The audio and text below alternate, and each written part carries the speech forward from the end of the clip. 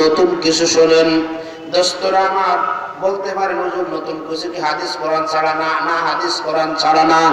এইগুলো সচরাচর আলেম ওলামা আলোচনা করে না। আমি অন্তত নতুন কিছু আপনাদের সামনে শোনাইতে চাই, যা আপনারা শোনেন না, সচরাচর সবাই আলোচনা করে না। ঠিক কি না বলেন? বন্ধুরা আমার, কিছু নতুন হইলে ভালো লাগে। নামাজ পড়তে হবে তো আমরা জানি, রোজা রাখতে হবে আমরা জানি, দান সদকা করতে হবে তো আমরা জানি। জোরে বলেন ঠিক কি না? সমস্ত কিছু জানা নেই আমার, এমন কথা কিছু বলার চেষ্টা করি। একটু শোনেন আমার ভাইরা, বলছিলাম সব থেকে বড় পাহাড়, সব পাহাড়ের নেতা পাহাড় যেটা, এই পাহাড়ের নাম হইল আবু কোহে কাফ। কি নাম?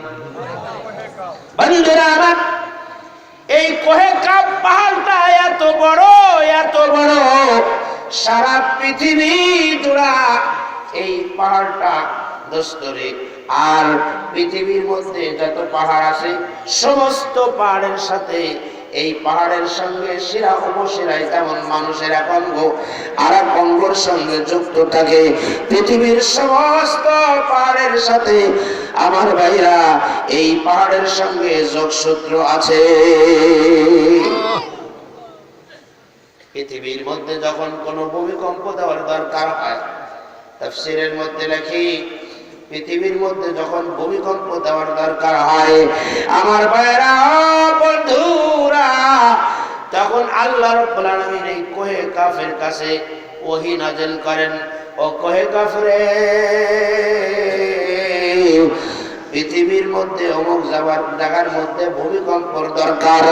দোস্তরা আমার, তখন আল্লাহ রাব্বুল আলামিনের আদেশ মোতাবেক কোহে কাফ ওই এলাকার যে পাহাড় আছে, যোগসূত্র তো সেরা উপসেরার মতো যোগাযোগ আছে দোস্তরে আমার, তখন কোহে কাফ ওই এলাকার পাহাড়ের শিরা দরিয়া, এমন দরিয়া দোস্ত দরিয়া টান দেয়, যখন টান দেয় তখন ওই এলাকার মধ্যে জমিন কাঁপতে থাকে, ভূমিকম্প শুরু হইয়া যায়। এই ভূমিকম্প কিভাবে হয় এটা তোমরা বুঝলাম, কথা বল না কেন? হয় কেন? আল্লাহ আদেশ করেন, কোহে কাফে টান দিলে, এলাকার পাহাড় ধরে টান দিলে ভূমিকম্প হয়, কিন্তু হয় কেন? আল্লাহকে আদেশ দেয়। আমার ভাইরা, তাফসীরের মধ্যে এসেছে এই জন্য আমার আল্লাহ আদেশ দেন দোস্তরে, ওই এলাকার মানুষ যখন আল্লাহর নাফরমানি শুরু করে দেয়, আল্লাহর ইবাদত ছেড়ে দেয়, নামাজ ছেড়ে দেয়, রোজা ছেড়ে দেয়, যাকাত ছেড়ে দেয়, দান সদকা ছেড়ে দেয়, গুনার কাজ শুরু করে দেয়, যত অন্যায় আছে সব অন্যায় শুরু করে দেয়, এক কথায় আল্লাহ আল্লাহর রাসূলকেই ভুলে যায়, আল্লাহ রাব্বুল আলামিন কোহে কাফের কাছে ওহী নাযিল করেন।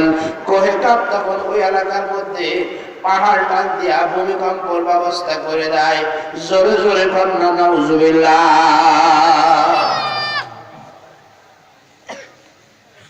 তাহলে কেন ভূমিকম্প হয় এটা তো আমরা বুঝছি, জোরে বলেন ঠিক কিনা?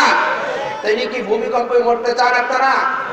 যদি না চান তাহলে গুনার কাজ করা যাবে না, অন্যায় কাজ করা যাবে না, আল্লাহর নাফরমানি করা যাবে না।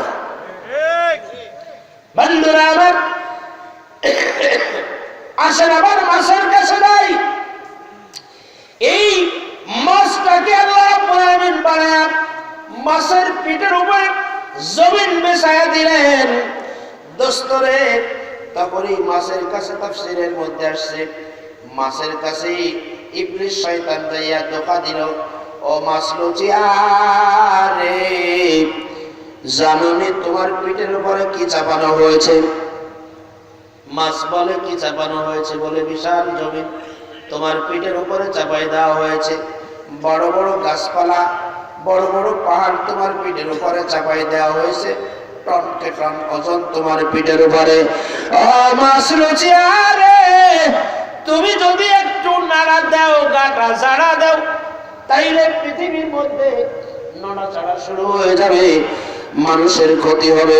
এটা তুমি করো, এই শয়তানের প্রবঞ্চনায় পড়িয়া মাছ লুচিয়া রাজি হয়ে গেল। তাফসীরে কুরতুবী লেখে, আমার ভাইরা বন্ধুরা, তখন আল্লাহ রাব্বুল আলামিন সাথে সাথে মাছ লুচিয়ার কাছে একটা প্রাণী, ভয়ঙ্কর এক প্রাণী পাঠায় দিলেন। দোস্তরে, এই ভয়ঙ্কর প্রাণী আসিয়া মাছ লুচিয়ার নাকের মধ্যে দিয়ে ঢুকিয়া দোস্ত তার শ্বাস প্রশ্বাস বন্ধ করে দিল। যখন শ্বাস প্রশ্বাস বন্ধ করে দিল, তখন মাছ লুচিয়া চিৎকার করিয়া আল্লাহর কাছে বলতে লাগলো, আল্লাহ গো, বিপদে পড়ে গেছি, আমাকে তুমি রক্ষা করো। আমার ভাইরা, আল্লাহর কাছে যখন মাপ চাইলো মাছ লুচিয়া, সাথে সাথে প্রাণীটি নাকের ভিতর থেকে বের হইয়া সামনে আসিয়া ভয়ঙ্কর দৃষ্টিতে এই মাছের দিকে চাই আছে। তাফসীরের মধ্যে রেখে, আমার ভাইরা বন্ধুরা, মাছটা ওই প্রাণীর দিকে চাই আছে। মাছ যদি ঝামেলা করতে চায়, দৌড়ায় গিয়ে নাকের মধ্যে উঠে যায়।